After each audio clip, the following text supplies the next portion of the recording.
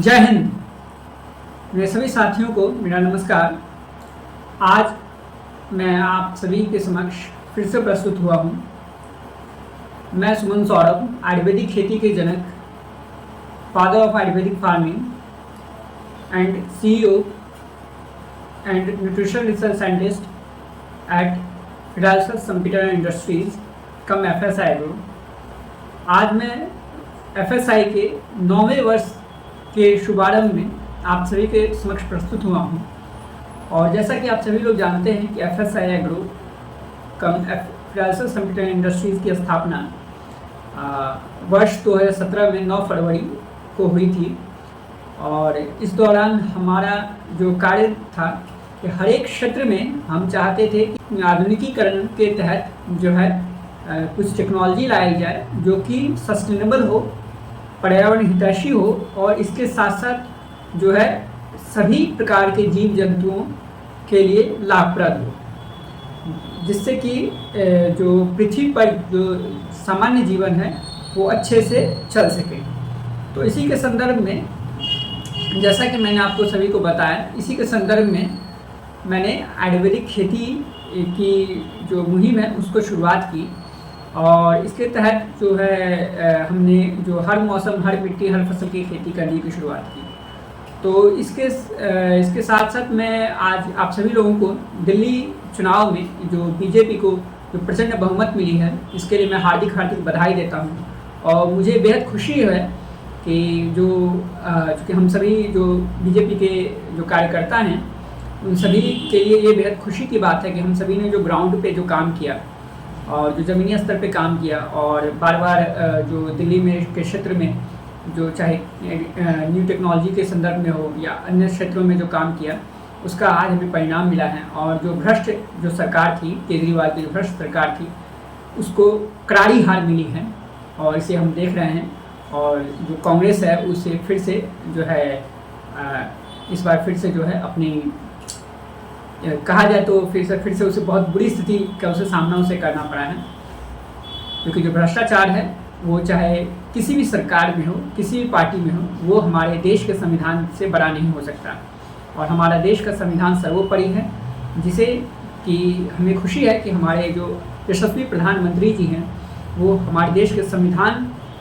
को सर्वोपरि मानते हैं। और इसी कारण वो देश के संविधान के आधार पर जो देश हित में जो किया जाए उसे लगातार काम करते हैं। और इसी का नतीजा जो है आज दिल्ली चुनाव में हमें देखने को मिला है कि बहुत सालों से लगातार कोशिश थी। और जब भी मैं दिल्ली जाता था तो कई लोग जो वहाँ पे जो कुछ काम होना चाहिए वो अटक जाता था, क्योंकि वहाँ जो भ्रष्ट सरकार थी अरविंद केजरीवाल की, वो लगातार जो है इस पे रुकावटें बनाती थी, जिससे कि हम लोग आयुर्वेदिक खेती का वहाँ प्रचार प्रसार नहीं कर पाते थे। अब मुझे बेहद खुशी है कि बीजेपी की जो बीजेपी समर्थित सरकार जो है, बीजेपी की सरकार जो है वहाँ पर आएगी और आ चुकी है। और चूँकि जो अभी तक का जो मैंडेट मिला है उसके लिए भी मैं वहाँ के दिल्ली के सभी जो हमारे जो कार्यकर्ता हैं प्लस दिल्ली के सभी वासी को, सभी लोगों को मैं हार्दिक धन्यवाद देता हूँ। तो दिल्ली चुनाव में जो हमें जो काम करने का मौका मिला और हमारे यशस्वी प्रधानमंत्री जी नरेंद्र मोदी जी के जो नेतृत्व में हमने काम किया, इसका नतीजा सामने आया है। और अब जो दिल्ली के आसपास जहाँ पे खेती होती है, लोग कहते हैं कि दिल्ली में खेती नहीं होती है, लेकिन दिल्ली के अरावली हिल्स के पास में और दिल्ली के जो मुख्य सेंट्रल दिल्ली में भी कई जगह पे किचन गार्डनिंग होती है या फिर टेरेस गार्डनिंग होती है। और हम खेती को हर जगह, जैसे मैं शुरुआत से कहता हूँ, खेती को कोई क्षेत्र विशेष में ऐसा नहीं है कि यहीं पर खेती होगी, यहाँ पर नहीं होगा। आप खेती को हर तरीके से हर जगह पे कर सकते हैं। ऐसे कई सारे देश हैं जहाँ पे कि आपको जो खेती को छतों पर करना जो है उसको अप्लाई कर दिया गया ताकि वहाँ कार्बन उत्सर्जन कम हो। और इसे जो है वहाँ पे कंपलसरी कर दिया गया, जिस छत को हम लोग जो वेस्ट यूज़ कर रहे हैं, जो वेस्ट जा रहा है, क्योंकि छतों पे तो आपको सालों भर छत पे मतलब 2-3 महीने ही आपको होते हैं जो धूप की ज़रूरत पड़ती है, 1-1.5 महीने, तो उसमें आप धूप लेने के लिए छत पे जाते हैं, तो वो छत खाली ही रहता है। उसको आप 90% आप यूज़ कर सकते हैं छतों को। और अभी भी अन्य क्षेत्रों में दिल्ली में इसका काफ़ी अच्छा मॉडल तैयार भी अलग अलग जगह पर हुआ है। तो इसी के संदर्भ में जो खेती पे हम कोशिश है कि दिल्ली में जो प्रदूषण है उसको जो है हर मौसम, हर मिट्टी, हर फसल की खेती के माध्यम से उसको कम किया जाए। और इसके संदर्भ में जो रुकावटें आ रही थी वो अब नहीं आएगी, क्योंकि यहाँ बीजेपी की सरकार आ गई है। जो अरविंद केजरीवाल की जो सरकार थी, आम आदमी पार्टी की सरकार थी, उसके कई सारे लोगों से जब मैं इस प्रोजेक्ट को डिस्कस करता था तो लोग बार बार उसको मना कर देते थे, और क्योंकि उनका जो करप्शन हो उसके लिए मोटी रकम भी जो है वो लोग सोचते थे कि इसके लिए मोटी रकम का डिमांड होगा। लेकिन चूँकि मैं इस सब से दूर रहा हूँ और मैं घुसखोरी से भी शुरुआत से दूर रहा हूँ, तो मैं इसके संदर्भ में यही कहना चाहता हूँ कि मैं दिल्ली के लिए यही चाहूँगा कि एक बेहतर इकोलॉजिकल सिस्टम तैयार हो, और वो आप जितना ज़्यादा कार्बन उत्सर्जन हो रहा है, वहाँ पर प्रदूषण जो आ रही है, और वहाँ पे जो सिस्टम जो आपको पॉल्यूशन की वजह से जो दिक्कत आ रही है, हरियाणा के पास से जो हरियाणा या पंजाब या कहीं और क्षेत्र से, या फिर आपको जो प्रदूषण के जिक्र हो रहा है वो असल में दिल्ली का जो निजी क्षेत्र है वहीं से सबसे ज़्यादा प्रदूषण होता है। और वहाँ पर जो वाहन हो गए या फिर वहाँ पर जो आपको सिस्टम हो, तो वहाँ पे एग्रीकल्चर लैंड बहुत कम बची रही है, तो वहाँ पे टेरेस गार्डन करके हम लोग जो है वहाँ के जो प्रदूषण को जो है वो कम कर सकते हैं। तो इसके संदर्भ में अब इसे जोर शोर से इस पर किया जाएगा। तो इसके लिए मैं दिल्ली के सभी जनता को, दिल्ली की सभी जनता को मैं हार्दिक धन्यवाद देता हूँ कि उन्होंने जो है हमारे लिए द्वार खोल दिए हैं कि हम लोग वहाँ पे आयुर्वेदिक खेती को बढ़ावा दे सकते हैं। अब बात करते हैं कि जैसा मैंने बताया कि FSI के 9 वर्ष पूरे हो चुके हैं, 9वें वर्ष में प्रवेश होने जा रहा है, और फिर अब हम लोग 8 वर्ष पूरे होकर 9वें वर्ष में प्रवेश होने जा रहा है। तो इसके संदर्भ में जो हमारी कोशिश थी कि आयुर्वेदिक खेती के माध्यम से जो है हम लोग हर मौसम, हर मिट्टी, हर तरह के फसल की खेती कर सकें। तो कुछ जो हमारे हमने अलग अलग क्षेत्र में जो इन 9 वर्षों में जो काम की, 8-9 वर्षों में जो हमने काम किया है, तो इसका मैं कुछ आपको मूल रूप में एक सारांश बता देता हूँ। जो हमारा सबसे प्रथम जो हमारे कार्य था, जो एल्गी जो शैवाल होता है, शैवाल को हम लोग कम समय में, जो कि प्राकृतिक रूप से आपको कम से कम 8 से 10 दिन का समय लगता है, उसके हमने जो है 40 मिनट में हमने तैयार कर दिया शैवाल को। और इसकी वजह से जो है आपको कम समय में जो है शैवाल को माइक्रो एल्गी को जो है हर प्रकार के स्पाइरुलिना वगैरह जो एल्गी हो गए, आपको मैं सरल भाषा में कहूँ तो जितने प्रकार के आप जो शैवाल देख रहे हैं जो माइक्रो एल्गी बेस्ड हैं, या फिर जो कजली जिसको हम लोग हिंदी में कहते हैं, काई कहते हैं, उसको आप 40 मिनट्स में तैयार कर सकते हैं। तो फिर ये हमने एग्रीकल्चर जो हमारी FSI की जो नींव रखी गई है, पहला हमारा इसी संदर्भ प्रोजेक्ट था, जिसको आज दूसरी कंपनियां जो है चाहे पैरासीटामोल बनाने में, बाद बाकी संदर्भ में कर रही है, या बायोडीजल बनाने में इस्तेमाल कर रही है। आज इसके बाद हमारा दूसरा हमारा कार्य था कि एग्रीकल्चर लैंड पर हम लोग ज़्यादा फोकस करते थे, क्योंकि जितना अच्छा एग्रीकल्चर सिस्टम होगा उतना अच्छा हमारा इन्वायरमेंट होगा, और उतनी अच्छी जो प्राइमरी सेक्टर हमारा एग्रीकल्चर सेक्टर अगर हमारा मजबूत होगा तो सेकेंडरी और टर्शियरी सेक्टर भी जो है, सर्विसेज सेक्टर भी अच्छी हो जाएंगी। तो अब हमारी जो कोशिशें थी वो धीरे धीरे रंग लाई हैं। जो मैंने शुरुआत में ही कहा था कि FSI का मतलब होता है your wish is our priority, आपकी जो इच्छा है वो मेरी प्राथमिकता है। जब मैंने FSI की नींव रखी थी तो मनुष्य जो हैं, या फिर मनुष्य की जो चाहत थी कि वो एक अच्छी पृथ्वी पर रह सकें, जो अच्छा पर्यावरण पे रह सकें, उसकी कोशिशों को आगे बढ़ाते हुए मैंने जो है खेती में हर मौसम, हर मिट्टी, हर फसल की खेती को मैंने अप्लाई करवाया, और ये आज कारगर साबित हुआ है। और इसका हमने अलग अलग सेक्टर्स में, अलग अलग जगहों पे हमने विथ प्रूफ के साथ हमने इसे डाल रखा है। चाहे तो आप हमारे यूट्यूब चैनल पर भी जा सकते हैं, हमारे किसानों जो हमारे डिस्ट्रीब्यूटर उनसे भी जाकर के विजिट करके बात कर सकते हैं। अब मैं ये कहना चाहूँगा चूँकि अब FSI के 9वें वर्ष में प्रवेश हो चुका है, तो कुछ रूल्स जो हैं, कुछ नए रूल्स अप्लाई होने जा रहे हैं जो हमारे डिस्ट्रीब्यूटर के लिए। कुछ उसमें पुरानी हैं, कुछ मैं दोहरा भी देता हूँ। जैसे कि FSI एग्रो की जो दवाएँ हैं, उनका जो रेगुलर यूज़ जो होता है जिस लैंड पे, मतलब FSI एग्रो के माध्यम से FSI एग्रो के माध्यम से जहाँ पे आयुर्वेदिक खेती हो रही है, वहाँ पे किसी प्रकार अन्य केमिकल फर्टिलाइज़र का, या किसी अन्य जो बायो के नाम पे जो बायोकेमिकल दवाएं होती हैं, या किसी अन्य दवाओं का प्रयोग पूरी तरह से वर्जित है। वहाँ पर आप दूसरी दवाओं का प्रयोग ना करें, क्योंकि अगर आप ऐसा करते हैं और उसका दुष्परिणाम होता है तो फिर इसके भागी आप स्वयं होंगे। क्योंकि जो हमारी जितनी भी आयुर्वेदिक खेती के दौरान जो हमारी जितनी भी FSI की आयुर्वेदिक दवाएं आती हैं, आयुर्वेदिक पेस्टिसाइड, आयुर्वेदिक फंगिसाइड, आयुर्वेदिक खाद, आयुर्वेदिक टॉनिक या फिर आयुर्वेदिक हर्बिसाइड जितनी आती हैं, उन सब का एक अलग pH मान है। जो कि हमेशा जो है न्यूट्रल स्थिति में या फिर आपको जो है बेसिक स्थिति में रहता है, वो एसिडिक नहीं है, जो कि मार्केट के केमिकल फर्टिलाइजर्स की तरह एसिडिक नहीं है या बायोकेमिकल की तरह एसिडिक नहीं है। तो अगर आप किसी और चीज़ का करते हैं तो आपके मिट्टी पे इसका दुष्परिणाम आएगा, और मिट्टी का पर दुष्परिणाम आने पे अगर आप अपने किसानों के द्वारा या किसी के द्वारा या अपने स्वयं भी यूज़ करते हैं दुष्परिणाम, तो फिर आप इसके जिम्मेदार खुद होंगे। तो इसलिए मैं जितने भी FSI एग्रो के डिस्ट्रीब्यूटर हैं या जो भी किसान बंधु हैं, उनसे मैं साफ कहना चाहता हूँ कि वे किसी भी प्रकार से किसी भी प्रकार से FSI एग्रो की जहाँ पे जिन दवाओं का उपयोग कर रहे हैं, चाहे वो 1 एकड़ में करें या 10 एकड़ में करें, उनको 50 एकड़ लैंड है, अगर उसमें से 5 एकड़ भी हमारी दवाओं को इस्तेमाल करें तो वहाँ पे सिर्फ और सिर्फ FSI एग्रो की जो डोजेस हैं, FSI एग्रो की नियमित जो उपयोग मात्रा है, उसी को ही इस्तेमाल करें। उसके अलावा वहाँ पे दूसरे किसी प्रकार का चीज़ जो है मार्गदर्शन के बगैर जो है किसी अन्य प्रकार की चीज़ों को इस्तेमाल नहीं किया जाना चाहिए। इसके साथ साथ मैं कह दूँ कि FSI एग्रो की जो दवाएँ हैं जिन किसानों को भी दिया जाएगा, देखिए अभी तक मैं जिन किसानों को देता था उनसे मैं जो FSI एग्रो की जब दवाएं उनके पास जाती थी तो फिर वो लोग जो है कुछ जो है फॉल्स क्लेम भी करते थे। जैसे पिछले वर्ष बात की तो पिछले 1 सालों में जो है हमने लगभग जितने किसानों से काम किया है उसमें से मुश्किल से 5 से 7 ऐसे किसान हैं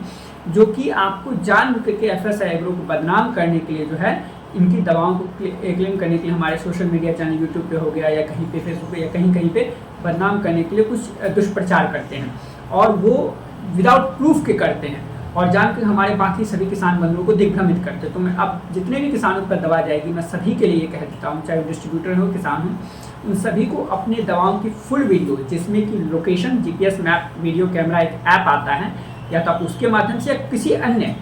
जो लोकेशन मैप कैमरा जो होगा, लोकेशन टाइप मैप कैमरा के साथ जो है उसकी फुल वीडियो दवाओं के उपयोग से पहले फसल की स्थिति या खेतों की स्थिति, उसके बाद की दवाओं की फसल के दौरान जो खेत की स्थिति है जब उपयोग हो रहा है तब, और उसके बाद मतलब प्री पोस्ट और साथ साथ जब आप उसको इस्तेमाल कर रहे हैं उस समय यूजेस के समय, तीनों का आपको जो है फुल वीडियोस बना करके FSI एग्रो को देना अनिवार्य है। चाहे FSI एग्रो की दवाएं जो है आप 1 किसान इस्तेमाल करें, 100 किसान इस्तेमाल, सभी को देना अनिवार्य है। और इसके बगैर अगर कोई व्यक्ति क्लेम करता है तो उस पर मानहानि का जुर्माना ठोका जाएगा, जैसे मैंने कुछ कंपनियों के साथ मैंने कर भी किया है। एक रिया फर्टिकेम है, नासिक की कंपनी है, सुरभि नेचुरल है, कर्नाटका की कंपनी है, इन सभी पे मैंने जो है आपको प्लस जो है लक्ष्मी इंटरप्राइजेज है, 1-2 और किसान हैं, उन सब के साथ जो है मैंने जो हमारी जो है कानूनी प्रक्रिया के तहत मैंने जो उनके ऊपर जुर्माना मैंने ठोका है, जो और ये आगे बढ़ा भी जाएगा लेकिन उन्हें बख्शा नहीं जाएगा क्योंकि वो दुष्प्रचार करते हैं। तो जो भी हमारे बाकी किसान बंधु हैं वो भी आयुर्वेदिक खेती के बारे में गलत सोचते हैं, जो कि मेरी कोशिश है कि FSI एग्रो की आयुर्वेदिक खेती दुनिया को बेहतर बनाने के लिए। अगर हम लोग की दवाओं पे कोई भी ऐसा फॉल्स क्लेम आएगा तो उस पर मैं जो सख्त से सख्त कार्रवाई करूँगा। साथ ही साथ जो है जितने भी पोर्टल इस्तेमाल आप जहाँ भी जो भी दवाओं को इस्तेमाल करते हैं उनकी फुल वीडियोस मेरे को रेगुलरली अपडेट उन सभी किसानों को या डिस्ट्रीब्यूटर को देना होगा। अब तभी उनके दवाओं के उपयोग की मान्यता रखी जाएगी। और इसके साथ साथ जो है FSI एग्रो की दवाओं को अगर आप 15 जब आप पास पहुँचता है उसके 15 दिन के भीतर अगर आप उपयोग कर लेते हैं और उसके भीतर ही 15 दिन के भीतर ही आप कोई क्लेम करते हैं कि आपकी दवाओं को विथ अगर आपके पास वैलिड प्रूफ है कि आपने दवाओं को इस्तेमाल किया, आपको इसके बाद अगर रिजल्ट नहीं आया, आपके पास पूरा दवाओं के उपयोग से पहले मिट्टी की क्या स्थिति थी, उसका pH मान क्या था, उसका pH वैल्यू क्या था, मिट्टी में 50 से 60% नमी थी या नहीं थी, इसके बाद आपने दवाओं का कैसे इस्तेमाल किया, इन सभी की जो प्रॉपर फुल वीडियो, उसको कैसे छिड़काव किया या उसको कैसे सिंचाई विधि से किया, उसको फुल वीडियो और क्या रिजल्ट आया विथ लोकेशन, एग्जैक्ट लोकेशन, उसी लॉन्गिट्यूड लैटिट्यूड के साथ एग्जैक्ट लोकेशन अगर प्रूफ है और वह 15 दिन के भीतर देते हैं कि इसके बाद भी दवा का रिजल्ट नहीं आया तो फिर इसकी जिम्मेदारी FSI एग्रो लेगी। लेकिन अगर वो आपके पास नहीं है, अगर आप उसके बगैर काम करते हो, आप पे मानहानि का केस ठोका जाएगा, चाहे वो कोई भी किसान हो चाहे वो कोई भी डिस्ट्रीब्यूटर, इससे मुझे फर्क नहीं पड़ता है। क्योंकि जो भी हम लोग काम कर रहे हैं हमने करके दिखाया विथ हमारी और कंपनीज की तरह नहीं है। जैसे आपको बाकी दुनिया की बड़ी बड़ी जो मैं नाम नहीं लूँगा लेकिन बड़ी बड़ी ऐसी कंपनियाँ हैं जो कि आपको आज के डेट में सिर्फ एनिमेटेड वीडियोस बना करके, सिर्फ एनिमेटेड 10 किसान 5 किसान को हाथ में डब्बा लेके खड़ा करके जो है फॉल्स क्लेम करवा के, ठीक है आपने चलिए 500 किसान का आप दवा देते हैं, आप सभी का आप नहीं वीडियो अपलोड, लेकिन कम से कम 5 किसान का तो फुल वीडियो अपलोड करें, लेकिन वो 5 किसान का भी नहीं करते। हम लोग 500 किसान को देते हैं, 1000 के हमारे FSI एग्रो का हम लोग जितने का भी देते हैं उसका कम से कम 1% का भी हम जो है फुल वीडियो ज़रूर अपलोड करते हैं कि आप देखें उसको कि उसमें कैसे दवा इस्तेमाल हो रही है, कैसे हम लोग क्या कर रहे हैं, किस फसल पर हम लोग इस्तेमाल करें, कैसे कर रहे हैं। तो उस तरह से हम लोग का पूरा काम हम लोग का पूरा वैलिड होता है और वो हमने करके दिखाया लोकेशन के साथ। और बाकी दूसरी कंपनियों की तरह नहीं है जो सिर्फ एनिमेटेड वीडियो इस्तेमाल करते हैं और मार्केटिंग सिस्टम के तहत जो है आपको ये जो मार्केटिंग का जो इनका एडवर्टीजमेंट सिस्टम के तहत जो है, चाहे गवर्नमेंट के लोग उनको मिला करके है, जैसे भी करके जो है 10-15 डिस्ट्रीब्यूटर रख के 10-15 सेल्समैन ऐसे ऐसे लालच दे करके जो है 2 रुपये का जो सल्फर होता है, 3 रुपये का जो सल्फर होता है, उसे वो किलो के हिसाब से उसको वो लोग 750 रुपये की बोरी, 800 रुपये की, 1700-1800 रुपये की बोरी तक में वो बेचते हैं। तो ऐसा काम हमारा है। हमारा सारा का सारी की सारी दवाएं शुद्ध जड़ी बूटी से निर्मित हैं और उसका हम लोग फुल प्रमाण के साथ हम लोग दवाओं का इस्तेमाल करवाते हैं। तो ऐसे फॉल्स क्लेम करने वालों के ऊपर अब कड़ी कार्रवाई की जाएगी, ये मैं आज साफ तौर पे बोल देता हूँ। इसके साथ साथ जो तीसरा जो रूल है, एफएसआई एग्रो के जितने भी डिस्ट्रीब्यूटर्स बनेंगे या जो ऑलरेडी डिस्ट्रीब्यूटर्स हैं उन लोगों के लिए, जैसे मैंने कहा था कि अगर मेरा खुद का जो प्रोजेक्ट है मल्टी लेयर आयुर्वेदिक फार्मिंग का, जिसमें मैं हर तरह की जो बेमौसम की फसल हो गई उसमें से जिन फसलों को भी मैं सक्सेस करने में सक्षम हो गया, या फिर अगर मुझे उसमें 10% भी कामयाबी मिली, तो इसके बाद में बाद बाकी सभी हमारे डिस्ट्रीब्यूटर्स के लिए रूल लग जाएगा कि उनको कम से कम अगर एक जिला में उनको अगर वो एक जिला के लिए डिस्ट्रीब्यूटरशिप लेते हैं तो हर एक जिला में 25 एकड़ Ayurvedic multi layer Ayurvedic farming करवानी है, जिसमें उन्हें एक साथ में हर मौसम के फसल में अनाज जैसे गेहूं और धान, दोनों गेहूं धान मक्का तीनों एक ही साथ एक ही जगह पर एक ही मौसम में, उसी तरह से हर प्रकार की दलहन में से मूंग की दाल होगी, तुर की दाल होगी, मसूर की दाल होगी, वो हर मौसम उनको लगाना होगा एक ही जगह पर एक ही समय में एक ही मौसम में। और इसके साथ साथ हर तरह की सब्जी, मतलब एक साथ मल्टी लेयर आयुर्वेदिक फार्मिंग का मतलब होता है एक ही जगह पर, जिसका आपको यूट्यूब पे वीडियो भी अपलोड है, आप देख सकते हैं मल्टी लेयर आयुर्वेदिक फार्मिंग के नाम से आपके स्क्रीन पर दिखाई दे रहा है। वो हमारे वीडियो को आप जाके देखें, उसमें दिखाया गया है कि एक ही एकड़ में आप कैसे जो है 20 से 22 प्रकार के फसलों का उत्पादन ले सकते हैं। तो ये 25 एकड़ हर एक जो भी डिस्ट्रीब्यूटर बनेंगे उन्हें इस तरह से 25 एकड़ मल्टी लेयर आयुर्वेदिक फार्मिंग करवानी होगी, जिसमें कि वो हर तरह की फसल को, हर मौसम की फसल को जो है, जो ज़रूरत के जो घरेलू जो फसल हो गए जो नियमित रूप से इस्तेमाल होते हैं, उन्हें हर मौसम की फसल को एक साथ एक ही जगह पर सालों भर हर महीने उपजाना होगा, तभी वो एफएसआई एग्रो के डिस्ट्रीब्यूटर्स रहेंगे। और इसका फुल अपडेट, हर महीने का फुल अपडेट जो है एफएसआई एग्रो मतलब हमें जो हर महीने एफएसआई को उन्हें देना होगा, विथ लोकेशन के साथ, दवाओं के उपयोग के साथ और सारे प्रमाण के साथ जो है फुल वीडियो रिजल्ट के साथ जो है उनको देना होगा। अगर वैसा नहीं करते हैं तो उनकी डिस्ट्रीब्यूटरशिप रद्द कर दी जाएगी। इसके साथ साथ जो है इसके साथ साथ जो एफएसआई एग्रो के डिस्ट्रीब्यूटर्स जो हैं हर गांव में हर एक महीने, जैसे जिस जिला के लिए ले रहे हैं या फिर जिस क्षेत्र के लिए भी ले रहे हैं, वहाँ पर जितने भी गांव हैं उसमें हर एक महीने में एक आयुर्वेदिक फार्मिंग का जो है उन्हें एक ट्रेनिंग प्रोग्राम रखना होगा, प्रशिक्षण जो है प्रोग्राम रखना होगा। प्रशिक्षण प्रोग्राम के तहत जो है उन्हें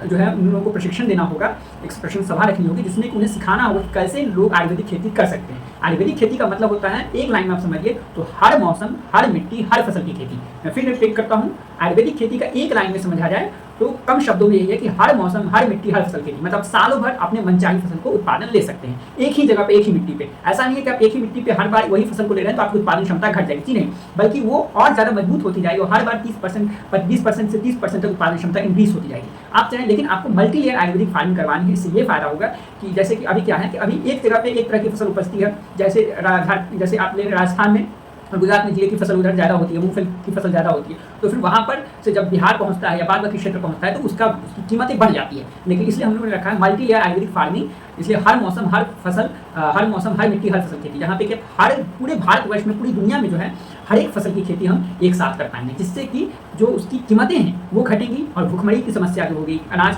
की जो भरपूर मात्रा की उपलब्धता की समस्या होगी, वो सबको जो है वो सबको हम लोग आसानी से खत्म कर सकेंगे। बेरोजगारी की समस्या जैसे खत्म हो जाएगी क्योंकि आप वैल्यू एडिशन कर पाएंगे, तो उससे ज़्यादा से ज़्यादा लोगों को रोजगार मिलेगा। जैसे कि आज हमारी कोशिशें हैं कि आज भारत सरकार जो है अपने दम पर, भारत सरकार जो हमारी नरेंद्र मोदी जी की सरकार जो है, वो बीजेपी की सरकार जो है, एनडीए की सरकार, आप देख रहे हैं कि 80 करोड़ लोगों को हर एक महीने जो है अनाज फ्री में दिया जा रहा है। अनाज में आपको जैसे गेहूं और फिर धान, गेहूं और चावल दिया जा रहा है, इसके अलावा कहीं पे दलहन, कहीं पे तो बाकी चीज़ें मिलती हैं, लेकिन उतनी मात्रा में दलहन नहीं मिल पा रही है या फिर चीनी वगैरह सब कुछ उतनी मात्रा में नहीं मिल पा रही, लेकिन गेहूं चावल मिल पा रहा है। तो चूंकि गेहूं चावल से तो सभी का सिर्फ हर एक प्रकार का पोषण पूरा होगा नहीं, तो इसके लिए जो है अब जो है हमने इसी के लिए रखा है कि अगर हम हर एक तरह की फसल को, जैसे दलहन की खेती को हम सालों भर करेंगे तो इससे क्या होगा कि सरकार ने भी जो प्रोजेक्ट रखा है, दलहन के लिए एक प्रोजेक्ट रखा है कि उसको ज़्यादा से ज़्यादा उपलब्धता कराना। सरकार ने इस बार के बजट में भी कहा है, भारत सरकार ने, कि ज़्यादा से 100% दलहन की जो पैदावार को खरीदा जाएगा भारत सरकार के द्वारा, अच्छी एमएसपी पे खरीदा जाएगा। तो इसी के तहत हमने कहा है कि अब आयुर्वेदिक खेती के माध्यम से, जैसा हमने कहा था उसे भारत सरकार ने भी अप्लाई किया कि जो है कि और मैं इसके लिए धन्यवाद देता हूँ कि भारत सरकार हमारी बातों को स्वीकृति दी है कि जैसे हर मौसम के माध्यम से हम लोग सालों भर दलहन की भी खेती कर सकते हैं। तो अब दलहन की खेती में अब जितने भी हर एक क्षेत्र में दलहन की खेती होगी तो सरकार को भरपूर मात्रा में दाल उपलब्ध होगा, जिससे सरकार, जितने गरीब वर्ग के लोग हैं, जितने भी जितने भी आपको कम आय स्रोत के लोग या फिर जो 80 करोड़ लोगों को, जिन लोगों को फ्री में अनाज अभी मिल रहा है, उन लोगों को साथ में सरकार हर एक परिवार के हिसाब से 5 किलो 10 किलो जो है दाल भी जो है उपलब्ध हर महीने करवाएगी, जैसे आज जैसे चावल और फिर गेहूँ उपलब्ध करवा रही है। तो इससे क्या होगा, हमारी जो प्रोटीन की समस्या है वो भी हमारे देश भर में, और मेल न्यूट्रिशन की समस्या जो है वो भी हमारे देश भर से दूर होगी। और इसके साथ साथ सरकार मसाले भी उपलब्ध करवाएगी। तो इससे जब आप भोजन, अभी भारत सरकार ने बहुत अच्छा कदम उठाया है कि 12 लाख तक की आय के जितने भी लोग हैं उन लोगों को टैक्स फ्री कर दिया है। तो इससे क्या होगा, ज़्यादा से ज़्यादा कंज्यूमर जो है जो बढ़ेंगे, उपभोक्ता बढ़ेंगे और वो ज़्यादा से ज़्यादा चीज़ें खरीदेंगे, हमारे देश की जीडीपी में ज़्यादा अच्छा ग्रोथ होगा। ये एक बहुत अच्छी इनिशिएटिव है, बहुत अच्छी सरकार की कोशिशें हैं और इस पर मैं बहुत सराहनीय कदम है ये। और इसी के साथ अगर हर एक किसी को भोजन भी उपलब्ध कराए तो लोगों के पास जो पैसा बचेगा उससे सरकार, उससे जो है आम जनता जो है अपनी स्टैंडर्ड को बेहतर बनाएगी, अपने जो आजीविका को बेहतर बनाएगी और उससे बाकी अपने शिक्षा के क्षेत्र में विकास करेगी, अपने स्वास्थ्य के क्षेत्र में भी विकास कर ही रही है सरकार की तरफ से। आयुष्मान भारत जैसी योजनाएं चलाई जा रही है, लेकिन शिक्षा क्षेत्र में तरह तरह से विकास विकसित होंगे। वो लोग अपने घरों का निर्माण अच्छे से करेंगे, प्रॉपर्टी में इन्वेस्ट करेंगे, गाड़ियों में इन्वेस्ट करेंगे, तो इससे भारत की इकॉनमी में अच्छा खासा इजाफा होगा। तो इसी कारण जो हमने आयुर्वेदिक खेती के तहत जितने भी हमारे डिस्ट्रीब्यूटर हैं उन लोगों को 25 एकड़ हर महीने जो है आयुर्वेदिक फार्मिंग करवानी है, मल्टी आयुर्वेदिक फार्मिंग। इसके साथ साथ जो है हर महीने ट्रेनिंग प्रोग्राम दिलवाना है हर एक गांव में, और उसकी फुल अपडेट जो है हर एक किसान के को जो है कि उसकी फुल अपडेट जो जितने भी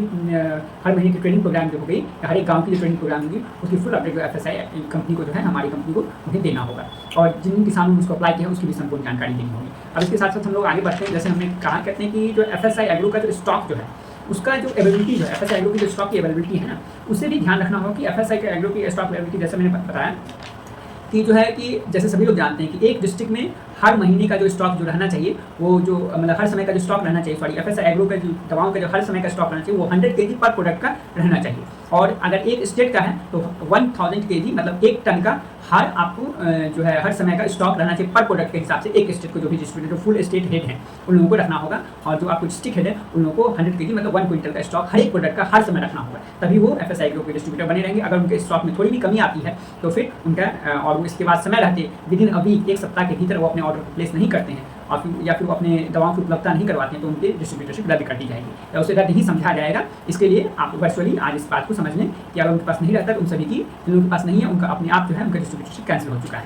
तो अब हम लोग बात करते हैं FSI एग्रो की दवाएं जो है, प्लस 5वां नियम जो ये है कि, छठा नियम ये है कि जो FSI एग्रो की जो दवाएं हैं, जैसे कि जिन डिस्ट्रीब्यूटर्स के पास जा रहा है, जिन स्टेट हेड्स के पास जा रहा है, वो लोग उन दवाओं का जो नाम है, मूल नाम जो है FSI पेस्टिसाइड का जो आयुर्वेदिक पेस्टिसाइड हो गया, FSI फंगिसाइड आयुर्वेदिक फंगिसाइड हो गया, FSI nutrition plants ayurvedic plants protonic हो गया, FSI हर्बिसाइड आयुर्वेदिक हर्बिसाइड हो गया, या FSI ऑर्गेनिक बूस्टर आयुर्वेदिक खाद जो हो गया। इन्हीं दवाओं, ये 5 जो दवाएं हैं, इनका ये जो नाम हो गया, इन्हीं दवाओं के नाम से, इन्हीं नामों से ये बिकेंगे। इसके अलावा दूसरे नाम या दूसरे लेवल को चिपकाना या उसमें कुछ बदलाव करना जो है वो एक दंडनीय अपराध है, क्योंकि ये सारी दवाएं पेटेंटेड हैं, रजिस्टर्ड हैं ऑलरेडी, कॉपीराइट भी हमारे पास है, ट्रेडमार्क भी है, हमने अलग अलग सेक्टर में रजिस्ट्रेशन भी करवा रखा है। तो अगर कोई व्यक्ति इस चीज़ को करता है तो फिर उसको जो है दंड के वो भागी होंगे, कानूनी कार्रवाई उनके ऊपर की जाएगी। इसके साथ साथ जो है जो आयुर्वेदिक खेती क्या है, अब हम बात करते हैं कि जैसे हमने कहा कि आयुर्वेदिक खेती जो हमने मुहिम स्टार्ट की है, इसके तहत आयुर्वेदिक खेती है क्या। कई लोगों को लगता है कि आयुर्वेदिक खेती जो हम लोग करेंगे तो ये आपको जैविक खेती के मुकाबले, प्राकृतिक खेती के मुकाबले है क्या। कई लोगों को लगता है आयुर्वेदिक खेती वही चीज़ है जो कि आप प्राकृतिक खेती बोलते हैं या जैविक खेती बोलते हैं। नहीं, जैविक खेती में आपको बैक्टीरियल बेस्ड होता है, या फिर आप कहें तो बैक्टीरियल बेस्ड के साथ साथ केचुआ खाद वगैरह का इस्तेमाल होता है। वो लोग नैनो टेक्नोलॉजी बेस्ड वगैरह टेक्नोलॉजी इस्तेमाल करते हैं, लेकिन हम लोग में ऐसा नहीं है। वही प्राकृतिक खेती में आप बात करें, प्राकृतिक खेती में देसी गाय को गोमूत्र कंपलसरी है और उसमें बीजामृत, जीवामृत वगैरह का इस्तेमाल होता है। लेकिन हमारी प्राकृतिक खेती में ऐसा नहीं है, इसमें न किसी प्रकार का कोई गोबर का इस्तेमाल होता है, न किसी प्रकार की किसी दूसरे, इसमें शुद्ध जड़ी बूटी का इस्तेमाल होता है। और FSI कंपनी के पास ये है, मेरे पास, सुमन सौरभ के पास ये वर्ल्ड का फर्स्ट जो है रजिस्ट्रेशन है, जो कि 100% जड़ी बूटी से बनाने दवाओं की खेती की दवाओं को बनाने की जो रजिस्ट्रेशन है वो मेरे पास कॉपीराइट है। ये टेक्नोलॉजी जो फुल कॉपीराइट है और इसको जिन लोगों ने भी क्लेम किया है उनके ऊपर समय समय पर जो है दंड की कार्रवाई की गई है और आगे भी कार्रवाई की जाएगी। मार्केट में जो भी लोग हैं तो बिना FSI एग्रो के कंसल्ट के, बिना हमारे कंसल्ट के, बिना मेरे कंसल्ट के जो है वो इस तरह से कर रहे हैं, जड़ी बूटियों से दवाओं को कॉपी करने की कोशिश कर रहे हैं, तो वो दंड के भागी होंगे, उनके ऊपर धीरे धीरे करके कार्रवाई की जाएगी और आगे भी कार्रवाई की जाएगी। अब जो FSI एग्रो की जो आयुर्वेदिक खेती है वो है क्या, तो इसका एक लाइन में समझें तो आयुर्वेदिक खेती का मतलब है हर मौसम, हर मिट्टी, हर फसल की खेती। मतलब आप सालों भर किसी भी मिट्टी पे चाहे आपको पथरीली मिट्टी हो या भारत के किसी भी कोने में चल जाएँ, दुनिया के किसी भी कोने में चल जाएँ, वहाँ पर हर तरह की फसल की खेती कर सकते हैं। अब कई लोग सवाल करेंगे, क्या अंटार्कटिका में आप क्या गेहूँ की खेती कर सकते हैं? बिल्कुल कर सकते हैं, अगर उसको वैसी जलवायु परिवर्तन के हिसाब से, ठीक है, अगर हम वहाँ पे काम करें तो वहाँ पे भी खेती संभव हो सकती है। देखिए, आप ये भ्रम करना छोड़ दीजिए, लेकिन वहाँ की वैरायटी दूसरी होगी, ये बात मैं मानता हूँ, वहाँ की वैरायटी दूसरी, लेकिन वहाँ पे भी हम लोग उपलब्धता कर सकते हैं, वहाँ पे सब्जी की खेती कर सकते हैं, वहाँ पे अनाज की खेती कर सकते हैं, ताकि वहाँ के लोगों को भी जो भोजन की उपलब्धता हो सके। सहारा रेगिस्तान हो गया या भारत का रेगिस्तान राजस्थान हो गया, उन सभी जगहों पे भी हम खेती कर रहे हैं और हमने करके भी ये दिखाया है अलग-अलग क्षेत्रों में, हर एक मिट्टी पे, जिसकी आपको जानकारी होगी, हमारे यूट्यूब चैनल पे उपलब्ध है या अलग-अलग हमारे किसानों की हमें जानकारी उपलब्ध है। और हमने एक साथ हमने कई तरह के फसलों को हमने बताया एक ही समय पे। तो अब हम बात करते हैं कि जो आयुर्वेदिक खेती के माध्यम से जो है, अब आयुर्वेदिक खेती कैसे होती है, उसमें क्या अंतर है? तो आयुर्वेदिक खेती आप बेसिकली ये समझिए कि जो हम लोग जड़ी बूटियों से बनी हुई दवा जो है, वो क्या करती है, वो हमारे जो ऑलरेडी चूँकि हम सभी लोग जानते हैं कि हमारे पर्यावरण में 72% नाइट्रोजन है, और चूँकि जब पृथ्वी पर जीवन नहीं था, उससे पहले कार्बन जो है आपको जो है 98% के करीब जो है, 95-98% के करीब जो है हमारे पर्यावरण में कार्बन था, जिसकी वजह से वहाँ पे जीवन संभव ही नहीं था। फिर अचानक क्या परिवर्तन हुआ, लोग ये सोचते हैं क्या परिवर्तन हुआ, तो फिर आप जब जानेंगे तो क्या होगा कि नाइट्रोजन जो है धीरे-धीरे करके जो है उन सभी जो कार्बन, जितने भी जीवन में तत्व हैं, जितनी भी चीज़ें आप सॉलिड ठोस पदार्थ, चाहे आप कुर्सी देख रहे हो, इंसान को देख रहे हैं, किसी जीव को देख रहे हैं, वो सारे कार्बन तत्वों से बने हुए हैं। तो उनका जो उनका सॉलिडिफिकेशन जो है कैसे हुआ, वो नाइट्रोजन के माध्यम से हुआ। इस कारण से नाइट्रोजन जो है, नाइट्रोजन साइकिल राइजोबियम बैक्टीरिया जो है इसमें बहुत बड़ा रोल निभाई, और राइजोबियम बैक्टीरिया जो है आपको नाइट्रोजन फिक्सेशन बैक्टीरिया जो है वो पर्यावरण में हर जगह है, हमारी पृथ्वी पर हर जगह है, जो कि लगातार नाइट्रोजन का जो है उत्सर्जन करती रहती है, जिसके माध्यम से जो है आपको जो भी चीज़ ठोस अवस्था में है वो ठोस अवस्था में बनी रहती है। वहीं जहाँ पर नाइट्रोजन की उपलब्धता कम हो जाती है, वहाँ पर आपको कार्बन उत्सर्जन बढ़ जाता है, और कार्बन उत्सर्जन जब बढ़ता है तो फिर आपको वहाँ पे चाहे कार्बन मोनोऑक्साइड हो गया या गैस के रूप में कार्बन रिलीज होता है, जिस कारण से जो है हमारे पर्यावरण को नुकसान होता है। तो इसलिए जो है नाइट्रोजन साइकिल का बने रहना बहुत ज़्यादा जरूरी है, ताकि हमारी पृथ्वी जिस अवस्था में है उस अवस्था में बनी रहे। तो हमारी जो आयुर्वेदिक जो दवाएं हैं वो क्या करती है, इन्हीं गुड बैक्टीरिया के लिए एक फूड का काम करती है। आयुर्वेदिक खेती क्या है, तो वो हर मौसम, हर मिट्टी, हर फसल खेती है, लेकिन ये कैसे काम करती है, ये क्या करती है, जितनी प्रकार की हमारी आयुर्वेदिक जड़ी बूटी की दवाएं होगी उनके लिए ये फूड का काम करती है। और ये जो जितनी प्रकार आयुर्वेदिक दवाएं होंगी ये क्या करती है, फूड का काम करती है गुड बैक्टीरिया के लिए। जितने प्रकार good bacteria, nitrogen fixation bacteria जितने होंगे उनके लिए आपको फूड का काम करती है, और जिनको इतना ज़्यादा भोजन उनको मिलेगा वो उतनी ज़्यादा अपनी संख्या को बढ़ाएंगे, और उनकी संख्या जितनी ज़्यादा बढ़ी उतना ज़्यादा नाइट्रोजन साइकिल तेज होगा। नाइट्रोजन साइकिल तेज होगा तो सीधी सी बात है, उनकी फर्टिलाइजर की उपलब्धता जो है, खाद की उपलब्धता खेतों में मिल जाएगी, फॉस्फोरस की उपलब्धता मिल जाएगी, पोटेशियम की उपलब्धता मिल जाएगी, सल्फर कैल्शियम की उपलब्धता हो जाएगी। तो इस माध्यम से जो है हम लोग की दवाएं जो है पौधे को अंदरूनी रूप से भी मजबूत करती है, साथ ही साथ जो है हमारी जो आयुर्वेदिक खेती के माध्यम से जो है आपको पौधे का जो इंटरनल इम्यूनिटी हुआ, जो आंतरिक जो क्षमता होगी उसको भी बढ़ाती है, प्लस सेल्फ इन्वायरमेंट क्रिएट करती है। मतलब हर किसी का अपना एक ऑरा होता है, जितना भी आपके घर में आप कोई भी जीव हो गया, कोई भी इंसान हो गया, हर किसी का एक अपना सेफ स्पेस होता है। वो स्पेस को ये आयुर्वेदिक खेती के माध्यम से आयुर्वेदिक दवाएं जो उनका सेल्फ इन्वायरमेंट जो उनका हो गया उसको मजबूत बनाती है, ताकि वो जब ऑक्सीजन, क्योंकि जितने भी जीव पृथ्वी पर हैं वो ऑक्सीजन के माध्यम से ही जीवित हैं, चाहे वो पेड़ पौधे आपको रात के समय ऑक्सीजन लें, लेकिन वो भी ऑक्सीजन पे ही जीवित हैं, चाहे आप कोई भी जीव ले लो वो भी ऑक्सीजन पे ही जीवित हैं। तो फिर वो जो ऑक्सीजन पर जीवित हैं उनका जब वो सांस लेते हैं या सांस छोड़ते हैं तो उसके आसपास जो एनवायरमेंट क्रिएट होता है उसी में ये मदद करती है हमारी आयुर्वेदिक खेती की दवाएं। वो क्या करती है, वहाँ पर बीमारियों जो आसपास जो आपको जब इंटरनल डिजीज जैसे वायरस हो गए, जो हार्मफुल वायरसेस हो गए, हार्मफुल फंगस हो गया, हार्मफुल बैक्टीरिया जो वहाँ पे आसपास भटक रहते हैं उनको खत्म करती है, उनके लिए सुरक्षा कवच बनाती है, प्लस आंतरिक जो समस्या आ गई उसको भी खत्म करती है, पौधे के में फूड के रूप में जाती है, तो पौधे की इंटरनल इम्यूनिटी को मजबूत करती है, उसे पोषण प्रदान करती है, पौधे को हर प्रकार के पोषक तत्व प्रदान करती है। तो जिस कारण से हर एक पौधा का आपको एक आंतरिक एक सेल्फ एनवायरनमेंट क्रिएट होता है, एक एक्सटर्नल सेल्फ बाहरी और आंतरिक सेल्फ एनवायरनमेंट क्रिएट होता है, जिससे आप हर मौसम की फसल को आप हर मौसम में उपजा सकते हैं, सालों भर उपजा सकते हैं। तो ये है आयुर्वेदिक खेती का सिस्टम, ये पूरी तरह से जड़ी बूटी पे काम करती है, और यही आयुर्वेदिक खेती का राज है जिस पर हम लोग काम करते हैं। और ये पूरी तरह से हमारी टेक्नोलॉजी है, ये हमारी स्वामित्व की टेक्नोलॉजी है, हमारी सेल्फ टेक्नोलॉजी है, और इसके हमने पेटेंट भी करवा रखा है, हमने जो कॉपीराइट रजिस्ट्रेशन करवा रखा है, पेटेंट करवा रखा है, और सारी चीज़ें जो हमारी जो है इंटेलेक्चुअल प्रॉपर्टी राइट्स हमारे पास है, इसके जो हमारे इंटेलेक्चुअल प्रॉपर्टी राइट्स के तहत जो है भारत सरकार के अधीन ये सारी चीज़ें जो है रजिस्टर्ड हैं, और इसको हमारी कोशिशें हैं, भारत सरकार ने इससे स्वीकृति भी दी है, हमारी कोशिश इस माध्यम से हम हर एक जगह पर हर तरह की फसल की खेती कर सकें। तो अब जैसे बात करते हैं, देखिए अब आप कहेंगे कि भैया आयुर्वेदिक खेती के माध्यम से आप बोल रहे हैं कि जो है कि आयुर्वेदिक खेती के माध्यम से हर एक मौसम की फसल को कैसे आप उपजा सकते हैं। अगर आप 10,000 साल पहले जब खेती की शुरुआत कब हुई थी, ईसा मसीह के जन्म से 10,000 साल पहले, जो हम लोग अपने इतिहास में पढ़ते हैं 10,000 BC में पढ़ते हैं, 10,000 BC से पहले हुई थी। तो 10,000 BC पहले हुई थी, तो 10,000 BC बिफोर क्राइस्ट जो है ईसा मसीह के जन्म से 10,000 साल पहले, मतलब अभी आप कह लें तो अभी 12,025 2025 अभी चल रहा है, तो 12,025 वर्ष पहले जो है खेती की शुरुआत हुई। तो क्या आप जरा सोचिए, आज जो पद्धति चल रही है, जो रासायनिक कंपनियाँ जो कि लोगों को मूर्ख बना रही है कि कहते हैं कि भैया आप गेहूँ की खेती रबी के सीज़न में ही कर सकते हैं, इसकी खेती उस सीज़न में ही कर सकते हैं, उसमें तो क्या क्या आप बताइए, क्या आपको वो लोग उसमें उतने बुद्धिमान थे? क्या क्या आप उन लोगों के पास क्या ऐसा कोई टेक्नोलॉजी थी कि वो लोग ये पकड़ सकते हैं कि भैया ये इस मौसम में होता है? नहीं, उन लोगों के पास जिस तरह की जो बीज जिस जगह पे मिले उन लोगों ने उसी का उत्पादन शुरू किया और वो हर जगह पे फिर उसको ट्रांसप्लांट करते गए, एक जगह से दूसरी जगह पे उसको लगाते गए, जगह जगह अपने अपने स्थिति को बनाते गए। जो हम देखते हैं कि हमारे इतिहास में देखते हैं कि युद्ध भी हुए इसके लिए, जगह जगह पे जैसे युद्ध हुए दूसरी तरह की फसलों को दूसरी जगह पे लगाने के लिए, उनके लैंड को बढ़ाने के लिए, ताकि उनको और उनकी कमाई हो। तो फिर ये जो हुआ, ये सारा का सारा जो है उस समय ये बिना जो आज की टेक्नोलॉजी इसके बगैर हुआ। तो उस समय जब ये नहीं था, ये सिस्टम था ही नहीं, आपको इतिहास में ऐसा कहीं कोई सिस्टम है ही नहीं लिखा हुआ कि आपको बरसात के मौसम में ही धान होगा, सर्दी के मौसम में ही गेहूँ होगा, मूंग की फसल साल में 3 ही महीने होगी। तो ये सारे जो अनाज निकल करके आए हैं, ये सारे तो उसी समय से निकल करके आए हैं। हम हड़प्पा सभ्यता में भी देखते हैं 2500 वर्ष पहले, 4000 वर्ष पहले हम देखते हैं कि हड़प्पा सभ्यता के दौरान भी चावल के दाने पाए गए, है ना। तो ये सारी चीज़ें जो हुई, तो क्या उस समय क्या ये पता था कि ये समय होता है? ये रासायनिक कंपनी के जो धोखेबाजी हैं, ये लोगों को बेवकूफ़ बनाते हैं। उन लोगों को जो अनाज जहाँ पर मिला उन्होंने उसको बचाया, हम भी वही कर रहे हैं। लेकिन हम इसे जड़ी बूटी के माध्यम से इसलिए हम कर रहे हैं क्योंकि जो रासायनिक कंपनियां जो है वो मिट्टी की जो क्षमता है उसको नष्ट कर चुकी हैं।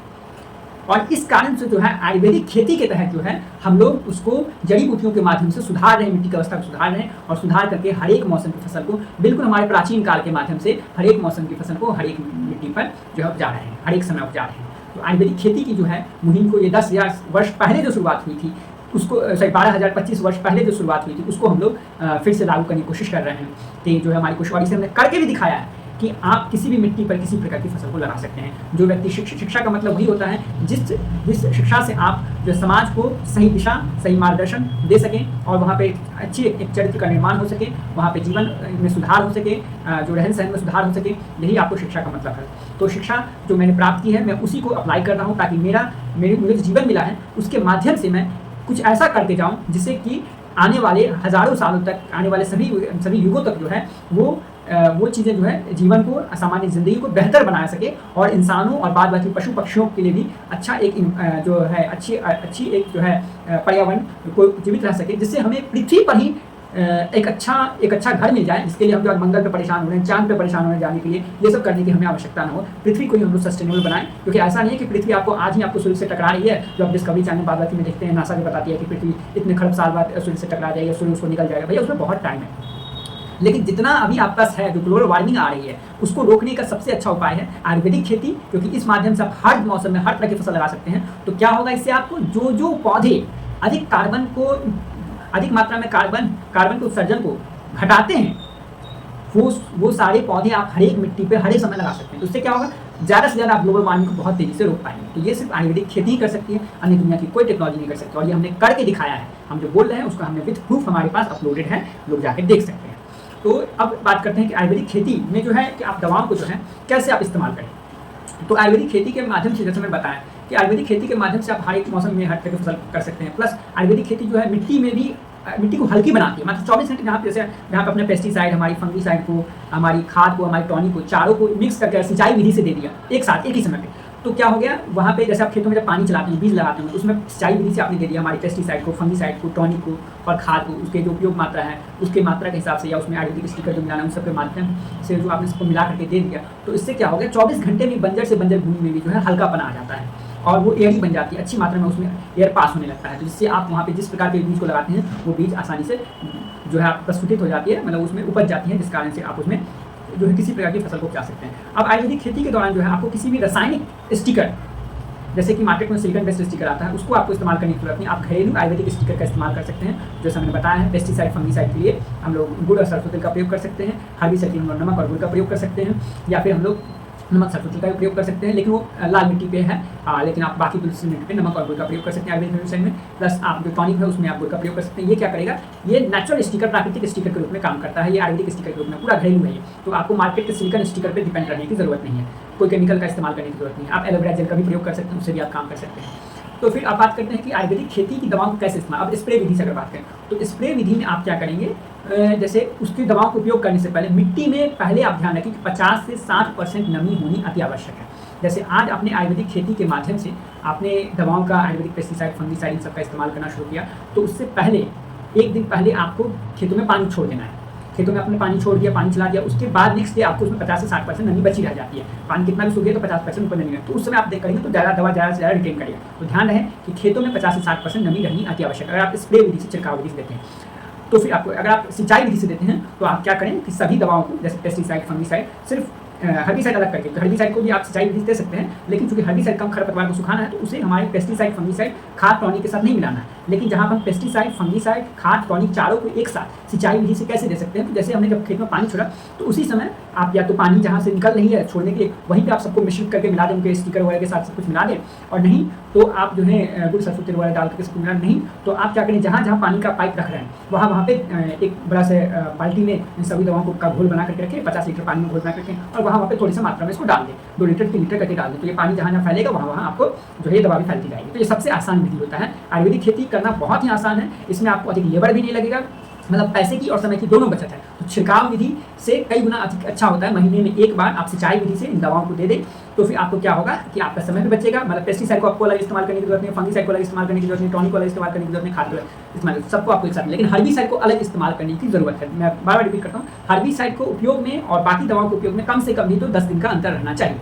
और हमारी दवाओं के उपयोग के बाद, हमारी FSI एग्रो की दवाओं के उपयोग के बाद किसी अन्य दवाओं का प्रयोग नहीं होना चाहिए। चाहे आप 15 दिन बाद दें, 20 दिन, अगर आपको संतुष्टि नहीं है तो 1-1.5 महीने बाद ही आपको दूसरी दवा दें, उससे पहले नहीं दें, ये बात ध्यान रहे। और उसकी जैसे आपने कोई भी हर्बिसाइड हमारी जो दी है, उसके हर्बिसाइड के बाद खासतौर पर मैं ध्यान बता दूं कि हर्बिसाइड को देने के तुरंत बाद आप कोई भी प्रकार का केमिकल या हमारी ही खुद FSI एग्रो की दवाओं को तुरंत प्रयोग नहीं करना है, क्योंकि हर्बिसाइड का काम खरपतवार को सुखाना है। तो वो दवा जो है अंदर जब जाती है तो जड़ों में जो खरपतवार की जड़ें होती है, मिट्टी के अंदर जो जड़ों जो खरपतवार की जड़ें होती है उसको सुखाने काम करती है। तो उस दौरान जैसे ही आप दूसरा कुछ देंगे तो वो लेयर, जो दवा का लेयर टूट जाएगा, फिर हर्बिसाइड का कोई रिजल्ट नहीं आएगा। जो मैं पहले भी बोला हूँ, तो इसलिए ध्यान रहे कि हर्बिसाइड के उपयोग के वक्त जो है आपको उपयोग के बाद 10 दिन तक आपको कुछ भी अन्य दूसरा कुछ प्रयोग नहीं करना है, या खेतों में पानी भी नहीं छोड़ना है, ये चीज़ का ध्यान रहे। अब बात करते हैं हम लोग कि आयुर्वेदिक खेती के माध्यम से जो है जैसे 1 एकड़ में जो लगता है वो आपको अकॉर्डिंग टू डिपेंड करता है। कहीं पे 50 ग्राम जो 1 एकड़ खेत में 50 ग्राम पेस्टिसाइड, 50 ग्राम फंगिसाइड, 50 ग्राम टॉनिक हो गया, हमारा आयुर्वेदिक प्लांट्स को टॉनिक हो गया, 5 किलो का खाद पाउडर वाली हो गया, 250 ml की लिक्विड वाली हो गई, इन चारों को 1 एकड़ में आप जो है मिला करके सिंचाई विधि से दे सकते हैं। अब हम जैसे चर्चा करें कि जो है आयुर्वेदिक खेती में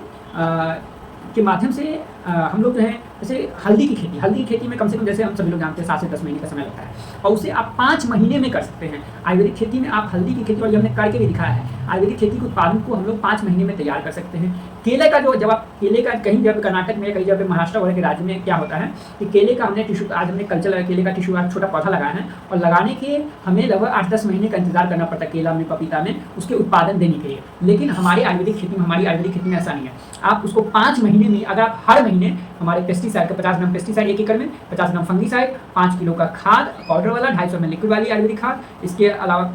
250 ग्राम का लिक्विड, 250 ग्राम पाउडर वाली जो आयुर्वेदिक खाद होगी, इसके 5 किलो की जो ये पाउडर वाली खाद होगी या लिक्विड वाली खाद, और पाउडर वाली खाद के साथ साथ जो है आपको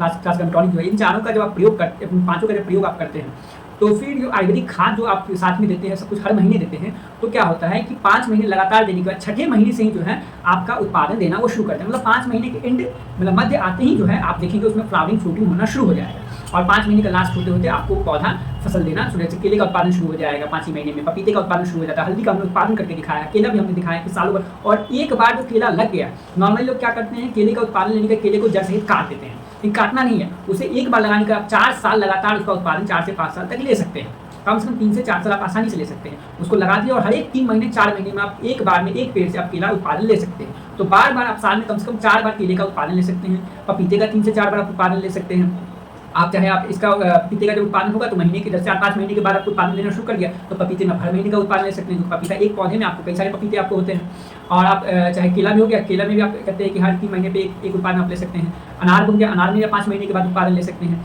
प्लस आपको अमरूद हो गया, उसमें सालों में उत्पादन ले सकते हैं। आम का जो लोग कल चलाते हैं तो आम में लोगों को 10 साल, 5 साल, 4 साल, 5 साल इंतजार करना पड़ता है, लेकिन ऐसा नहीं है। आप उसको भी जब लगाते हैं तो उसके बाद चूंकि आयुर्वेदिक खाद में क्षमता है पौधे का विकास बहुत तेजी से कर देती है, तो उसमें मज्जर आना जो है बहुत कम समय में शुरू हो जाता है। तो 5 से 6 महीने के बाद ही जो है आप फलों का जो है उत्पादन उसमें ले सकते हैं। जो छोटे छोटे आम जो होते हैं उनको आप ले सकते हैं। तो आयुर्वेदिक खेती के माध्यम से जब आप रेगुलरली इन दवाओं का उपयोग करते हैं तो आप 5 महीने में आप किसी प्रकार के फल का जो उत्पादन या रसदार फलों का जो हमने करके भी दिखाया है, जैसे मैंने कागज नींबू को करके दिखाया, बालवती को करके दिखाया, तो आप उत्पादन ले सकते हैं। अब बात करते हैं कि आयुर्वेदिक खेती में जो है जो बजट जो है कितना खर्च आता है। तो जैसे 3 महीने की जो खेती, जैसे धनिया का हो गया, प्याज का हो गया, लहसुन की हो गई, या 3 से 5 महीने में 5 महीने की खेती में गेहूँ हो गया, धान हो गया, इन सब की खेती में जो बजट जो कम से कम जो खर्चा आता है, वो FSI एग्रो की दवाओं पर जो कम से कम खर्चा आता है वो 6,000 रुपये का आता है। और फिर जो है आपको वही 5 से 6 महीने की या साल भर की 6 से 12 महीने की जो फसल की खेती हो गई, या 5 महीने की खेती में हल्दी की खेती हो गई, इन सब में खेती जहाँ आपको हर महीने दवा देना पड़ेगा। ये मौसम के हिसाब से जो है 3 महीने में जो धान अब बेमौसम नहीं करते हैं, मतलब मौसम के हिसाब से जब धान जो है जब बरसात के मौसम में उपजता है तो उस समय आप उसकी खेती करते हैं तो 6,000 रुपये खर्च आता है। वही बेमौसम आप करते हैं तो उसमें आपको, बेमौसम हल्दी की खेती आप करते हैं, बाद में खेती करते हैं तो उसमें आपको लगभग 50,000 रुपये अधिकतम खर्च आता है, क्योंकि उसमें जो 1 एकड़ में कमाई भी जो है वो 10 लाख रुपये तक की कमाई है। अगर आप हल्दी और फिर पपीते दोनों की खेती एक साथ करते हैं तो 14 लाख रुपये नेट 5वें महीने से आप प्रॉफिट ले सकते हैं। तो 14 लाख रुपये नेट 5वें महीने आप प्रॉफिट ले सकते हैं। और फिर आपको वो हल्दी की एक फसल निकल गई, फिर आप दोबारा हल्दी लगा दीजिए, लेकिन वो पपीता जो है वो रेगुलरली आपको देना शुरू कर देगा। 2 से 2.5 लाख रुपये हर महीने का आपको 1 एकड़ में आपको उत्पादन देने लगेगा। तो आप पपीता और हल्दी दोनों आप एक साथ कर सकते हैं, पपीता केला आप एक साथ कर सकते हैं, और फिर जो है फिर हल्दी केला आप एक साथ कर सकते हैं, लहसुन, मतलब छोटे बड़े फसल दोनों एक साथ कर सकते हैं, या फिर दलहन की फसल को एक साथ आप, दलहन और पपीते की फसल को एक साथ कर सकते हैं, दलहन केले की फसल को आप एक साथ कर सकते हैं। तो ये आयुर्वेदिक खेती में जो मैंने हमने बता रखा है कि हर तरह की फसल को आप एक साथ लगा सकते हैं एक ही मिट्टी पर। इससे ना उनका प्रोडक्शन रेट घटेगा, प्रोडक्शन भी बेहतर मिलेगा, और आपकी इनकम भी 1 एकड़ में, जहाँ आपको ट्रेडिशनली आप धान गेहूँ करते हैं तो उसमें आपको 30,000 रुपये का आपको इनकम अधिकतम आता है, उसमें खर्चा वगैरह काट लिए तो 15-20 रुपये अधिकतम मिलता है आपको, वो 5 से 6 महीने में। वही आप आयुर्वेदिक खेती करते हैं तो आयुर्वेदिक खेती में आपको 2 से 2.5 लाख रुपये आपको नेट आपको प्रॉफिट होता है, कम से कम भी तो 2 से 2.5 लाख रुपये आपको प्रॉफिट आपको होता है, तो 50,000 रुपये का महीना आपका कहीं आपका नहीं आपका जाता है। तो ये कम से कम आपको हो गया, इनकम हो गया आयुर्वेदिक खेती के माध्यम से। और उसमें अधिकतम भी जो खर्च आता है 5 से 12 महीने में आपको खर्च आता है 50,000 रुपये का खर्च आता है। अब बात करते हैं कि जो आयुर्वेदिक खेती में जो है कि सिंचाई जो है, नॉर्मली क्या होता है, लोग जब खेती करते हैं आयुर्वेदिक, जो लोग नॉर्मली प्राकृतिक खेती करें या जैविक खेती करें या रासायनिक खेती करें, उन्हें हर एक 5 दिन में, 10 दिन में या 15-20 दिन में उन्हें पानी उन्हें देना, 15 दिन में तो एक बार उन्हें पानी उन्हें देना ही पड़ता है एक फसल में। जीरे वगैरह की फसल को छोड़ के बात करें तो जीरे में आपको जो एक पानी लग गया, 2 पानी लग गया, पौधा पड़ जाता है तो उसमें पानी उनको देने की आवश्यकता नहीं होती है, लेकिन दवाओं का उपयोग करने के लिए पानी में छिड़काव करना पड़ता है, दवाओं का पानी का छिड़काव में करना पड़ता है, लेकिन 5 दिन में 4 दिन में देना पड़ता है। लेकिन हमारी आयुर्वेदिक खेती में ऐसा नहीं है। हमारी आयुर्वेदिक खेती महीने में एक बार बस पानी दे दिया काफ़ी है, 20 दिन 25 दिन, 1 महीने में एक बार जब पानी दे दिया तो काफ़ी है, अकॉर्डिंग टू फसल जैसा आप उत्पादन चाहते हैं उसमें कम आपको अधिकतम भी जो है तो 1 महीने में एक बार जब सभी पानी छोड़ें तो उसके साथ ही सभी दवाओं को मिला दें, तो क्या होगा, आपको उसी पानी में आपको दवाएं भी चली गई, आपको खेतों में भी पानी मिल गया, तो आपको जो है पैसे का और समय का दोनों आपको बचत आपको हो जाएगा। तो ये आयुर्वेदिक खेती की खासियतें जो मैंने आपको गिनाई, प्लस जो है आयुर्वेदिक खेती के माध्यम से देखिए पानी का भी इसमें बचत आपको हो रहा है, साथ ही साथ आप जैसा मैंने बताया कि आपको हर मौसम, हर मिट्टी तरह के हर तरह से खेती हो सकती है, तो इससे आप अधिकतम इनकम भी आप कर सकते हैं। अधिकतम खर्चा भी आपको साल भर में तो 50,000 रुपये खर्चा है, मतलब मात्र 4,000 रुपये का महीना आप अधिकतम खर्च जोड़ लीजिए, दवाओं का अधिकतम खर्चा उसमें, और जो कि उस माध्यम से आप हर तरह की फसल की आप साल भर खेती कर सकते हैं। तो 2 फसल तो आप हल्दी आसानी से निकाल सकते हैं, जिससे हल्दी की अच्छी खासी मार्केट में डिमांड रहती है, अच्छे खासा उपज भी रहता है। जीरे की आप कम से कम 4 फसल आप निकाल सकते हैं, प्लस आप लहसुन की कम से कम 4 फसल कम से कम निकाल सकते हैं। तो ये आपको आयुर्वेदिक खेती ही आपको ये करके दे सकती है। गेहूँ की फसल की बात करें तो 2 फसल आप निकाल सकते हैं गेहूँ में, तो ये आपको जो है साल भर के गेहूँ की फसल में आप ये काम कर सकते हैं, मतलब कि आयुर्वेदिक खेती में यह काम आप कर सकते हैं। तो आयुर्वेदिक खेती के मैंने आपको जो कुछ जो हमारे बेनिफिट्स हैं इसके बारे में मैंने आपको बताया। अब बात करते हैं कि आयुर्वेदिक खेती के माध्यम से जो है हमने जो काम किया उसमें जो अभी हमारी ऑनगोइंग जो प्रोजेक्ट है उसको इस साल, जैसे 9वें वर्ष मैं हर साल कुछ प्रोजेक्ट रखता हूँ जिस पर मेरी कोशिश होती है कि इसको इस साल किया जाएगा। तो इस वर्ष भी जो है आयुर्वेदिक खेती का जो हमारा प्रोजेक्ट है वो है कि इस वर्ष हमें ज़्यादातर जो दलहन की फसल होगी, जैसे मूंग 3 महीने में जिस तरह से हो रहा है ना, और उसे हमने सालों भर करके भी दिखाया है, अभी हम रबी सीजन में भी हम किए जिसका हम प्रोडक्शन कुछ दिन में अपलोड करेंगे। तो ये जो रबी की फसलें हो गई या फिर आपको खरीफ की जो फसलें हो गई दलहन में, ये जैसे सोयाबीन हो गया है ना, ये जो दाल हो गई सोयाबीन, तो फिर ये सारी जो दाल हो गई है ना, इसको हम लोग सालों भर कैसे करें, वो भी 3 महीने के भीतर। इस साल का जो हमारा जो प्रोजेक्ट है वो है कि आपको 3 महीने में हर प्रकार, जैसे राहर की दाल को, जिसको तोड़ दाल भी कहते हैं, उसमें कम से कम 8 महीने 6 से 8 महीने का समय लगता है, लेकिन उसको हम लोग इस साल ये करके दिखाएंगे कि 3 महीने में हम लोग तूर दाल का उत्पादन, जिसको हम लोग राहर दाल भी कहते हैं, वो राहर दाल का उत्पादन आपको विद प्रोडक्शन के साथ हम लोग लोकेशन के साथ अपलोड करके आपको दिखाएंगे, वो करके हम लोग अपने क्षेत्र में और भी किसानों से करवा के दिखाएंगे। इसके साथ जो हल्दी की खेती नॉर्मली हमने 5 महीने में करके दिखाया, अब उसे हम घटा के 4 महीने में करना चाहते हैं, क्योंकि अब 5 महीने में भी होता है तो साल में 2 ही बार हो पाता है, 5 से 6 में, लेकिन हम लोग 4 महीने में भी प्रोडक्शन के साथ फुल प्रोडक्शन फुल कटाई के साथ हम कर देंगे तो साल में 3 बार हो सकता है। तो जो किसान आपको अधिकतम भी खर्चा 1 या 3 लाख 20 सहित मिला लिए तो सब वाला 1,10,000 1,20,000 मतलब साल में 3,60,000 रुपये का खर्च करके जो किसान जो है कम से कम 30 लाख रुपये कम से कम भी मुनाफा आयुर्वेदिक खेती के तहत 1 एकड़ में जो किसान जो है 30 लाख 27 लाख 30 लाख रुपये किसान जो है मुनाफा कमा सकते हैं। तो महीने के आपको लगभग मानिए तो किसान को जो है आपको 2 से 2.5 लाख रुपये महीने का जो किसान को आमदनी हो जाएगी, और ये 1 ही एकड़ में मैं बता रहा हूँ, 1 एकड़ में। तो हल्दी की खेती को हम लोग 4 महीने में करके दिखाने वाले हैं। इसके साथ साथ जो है जैसे सेब का एक सीज़न होता है, उसी समय सेब होता है, हर एक मौसम में सेब आपको नहीं होता है। संतरा भी आपको एक सीज़नली होता है, उसे भी सीज़न नहीं होता है। प्लस आपको आम भी जो है सीज़नली होता है, अनार भी सीज़नली होता है, अमरूद भी सीज़नली होता है। लेकिन हम लोग जो हैं अब आयुर्वेदिक खेती के माध्यम से ये जो सेब हो गया, संतरा हो गया, अनार हो गया, आम हो गया, अमरूद हो गया, इन 5 को आपको जैसे मैंने दिखाया था रसदार फल में, गागर नींबू में मैंने दिखाया कि हमने उसे ऑफ सीजन में भी करके दिखाया है और हमारी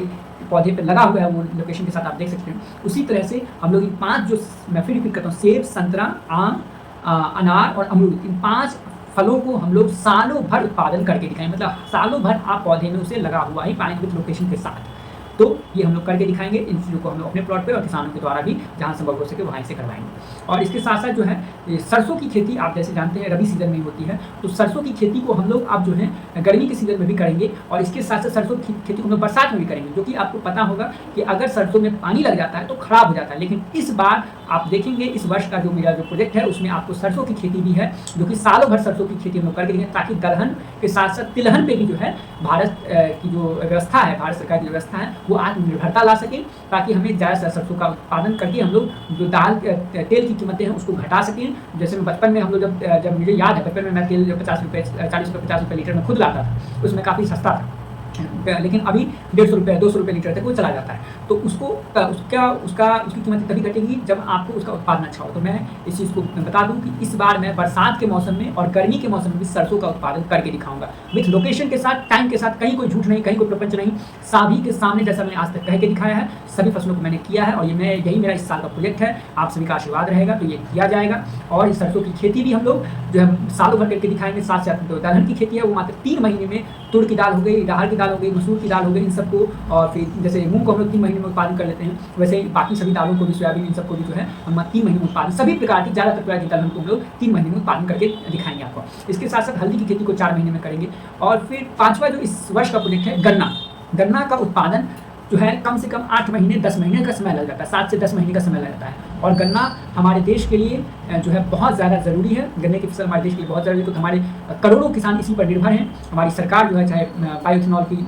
का प्रोडक्शन हो गया हो, या फिर बाद बाकी चीज़ें हो गई हो, या फिर शुगर का प्रोडक्शन हो गया हो, या फिर गन्ने से गुड़ का प्रोडक्शन हो गया हो, इन सभी के लिए सरकार जो है आपको गन्ने के किसानों पर निर्भर रहती है। लेकिन गन्ना का उत्पादन में 7 से 10 महीने का समय लग जाता है, कभी कभी 2 साल 3 साल का भी समय लग जाता है। तो उसको हम लोग मात्र जो है गन्ने का उत्पादन मात्र 5 महीने में ही हम लोग करके दिखाएंगे। और विथ फुल प्रोडक्शन गन्ने की जो मोटाई है वो भी जो नॉर्मल जो आपको 10 महीने में हासिल होता है, वो मात्र हम लोग जो 1.5 इंच 2 इंच की जो मोटाई जो है वो आपको जो है वो मात्र हम लोग 5 महीने में हासिल करेंगे। और हासिल करके आपके समक्ष हम लोग उसको प्रस्तुत करेंगे, जो आप देख सकते हैं विद लोकेशन के साथ गन्ने की खेती हम लोग 5 महीने में उत्पादन को करके दिखाएंगे। तो ये इस वर्ष का मेरे जो 5 प्रोजेक्ट है वो है, पहला मैं रिपीट करता हूँ, पहला है दलहन की फसल को मात्र 3 महीने में करना, दूसरा है हल्दी खेती को मात्र 4 महीने में करना, तीसरा है सालों भर सेब, संतरा, अनार, अमरूद और फिर आम को उत्पादन करना सालों भर पौधे में लगाना आना चाहिए। इसके अलावा चौथा हो गया सरसों की खेती को सालों भर करना, और 5वां हो गया जो है गन्ने की फसल को मात्र 5 महीने में हम लोग को तैयार करना है। तो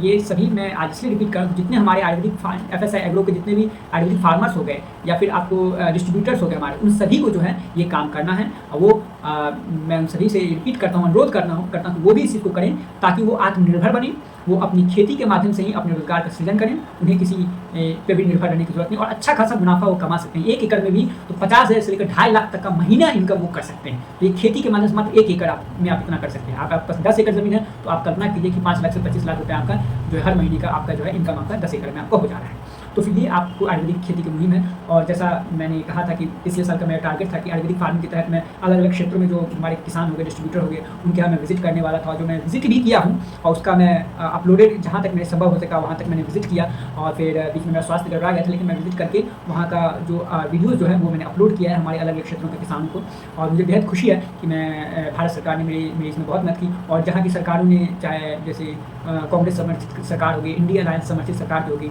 जहाँ पर मुझे विरोध हो रहा था, वहाँ पे हमें काम करने का मौका मिला, और वहाँ पे बीजेपी की सरकार आई। जैसे आपने देखा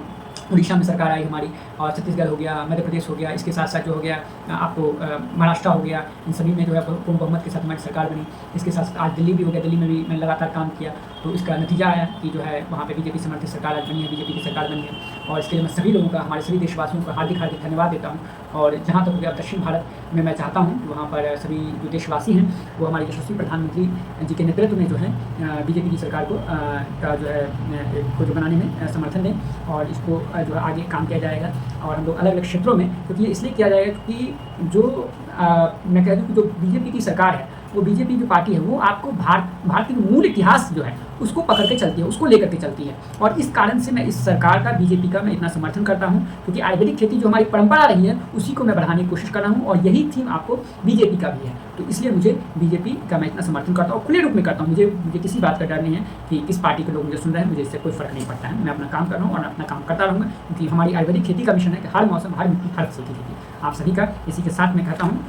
कि जो आप सभी का हार्दिक हार्दिक धन्यवाद। और फिर आयुर्वेदिक खेती के माध्यम से जो है जो लोग जुड़े हुए हैं उन सभी के लिए ये अपडेट्स हैं। और जो अभी वीडियो है उसका मैं छोटा पार्ट करके भी जो है बाई पार्ट होती है, 5-6 विषय एक साथ मैंने लिया है इस वीडियो में, तो उन सभी का छोटा पार्ट भी हमारे यूट्यूब पे अपलोड किया जाएगा, जिसकी जानकारी आप अलग अलग पार्ट में विद टाइटल के साथ आप देख सकते हैं। तो आप सभी का इतना लगभग समय, लगभग 1 घंटे का समय देने के लिए आप सभी का हार्दिक हार्दिक धन्यवाद। आपका दिन शुभ हो। हरे कृष्णा, जय हिंद, हरे Krishna. Hare Krishna, Hare Krishna, Krishna Krishna, Hare Hare.